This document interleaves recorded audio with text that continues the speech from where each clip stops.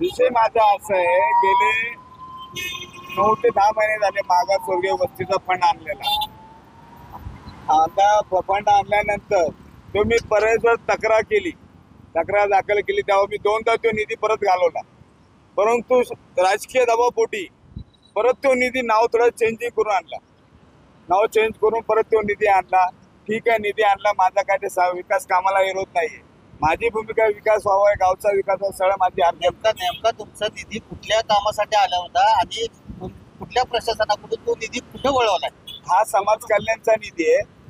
समाज कल्याण आयुक्त यांचा निधी आंबेडकर भवन, तो शिंदे चर्मकार वस्तीसाठी फंड आलेला आहे. तो फंड तिथं न वापरता तो वनवासवाडी गावामध्ये ज्योती मंदिर साईडनं काम चालू केलेलं आहे.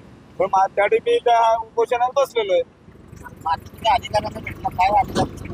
मी अधिकाऱ्यांना भेटलो, पत्रव्यवहार केला, सगळं केला, पण कोणी याची मला दखल घेतली नाही.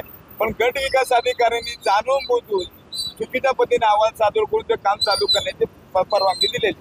आता तुम्ही अर्धनग्न बसला आहोत, आता तुमचं पाऊल काय असणार आहे? माझं तेच काय, आता मला जोपर्यंत नाही भेटत नाही तोपर्यंत मी तो हलणार नाही. आणि संबंधित गट विकास अधिकारी आहे, समाज कल्याण आयुक्त आहे, संबंधित ग्रामपंचायतीने बोगस कागदपत्रे सादर केले आहेत किंवा गट विकासाने बोगस कागद सादर केले. विस्तार अधिकारी आम्ही चुकीच्या पद्धतीने कागद ग्रामपंचायत सादर केल्यानंतर आम्ही मागणी केली की बाबा तुम्ही पुन्हा चौकशी करावा. म्हणून गट विकासाने पुन्हा चौकशी नेमल्यानंतर विस्तार अधिकारी निकम यांची चौकशी केली. चौकशी त्यांनी केल्यानंतर अहवाल त्यांनी योग्य दिला, पण गट विकास अधिकाऱ्याने चुकीचा अहवाल दिलाय. राजकीय दबावपोटी सगळा खेळ चाललेला आहे. आमच्या मागासवर्गीय अन्याय होते.